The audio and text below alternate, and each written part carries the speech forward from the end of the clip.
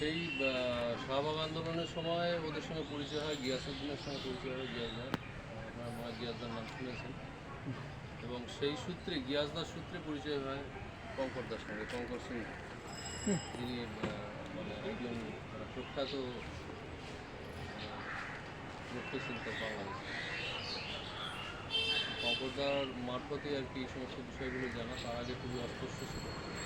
আমি একটা সময় বাংলা জিনিসের সঙ্গে যুক্ত ছিলাম, কিন্তু তার সত্ত্বেও একটা সমাধান স্বাভাবিক। বাংলা জিনিসের সঙ্গে যুক্ত থাকলে একটা সামনে একটা থাকে, পর্দা থাকে, যে পর্দার কারণে অনেক কিছু পরিচ্ছন্ন থাকে না, সেটা ছিল। সেগুলো ধীরে ধীরে ধীরে ধীরে সেগুলো নানান পাঠের মধ্যে দিয়ে সেগুলো উন্মোচিত হয়। একটু জোরে বলো।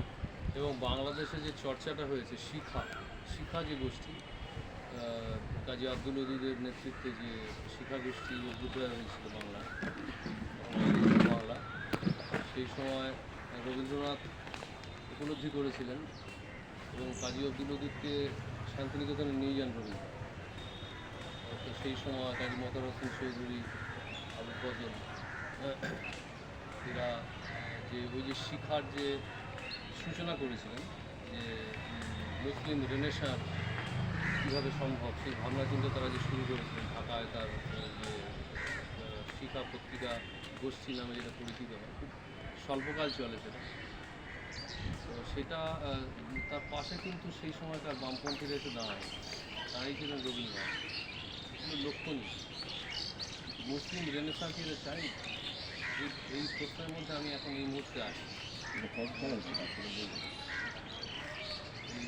ভাবনার ভেতর রয়েছি। তো আমার যেটা মনে হয়, আমি খুব বেশি কথা বলবো না এখানে, আমার থেকে অনেক বেশি আমাকে জানে। তো আমি যেটা বলবো যে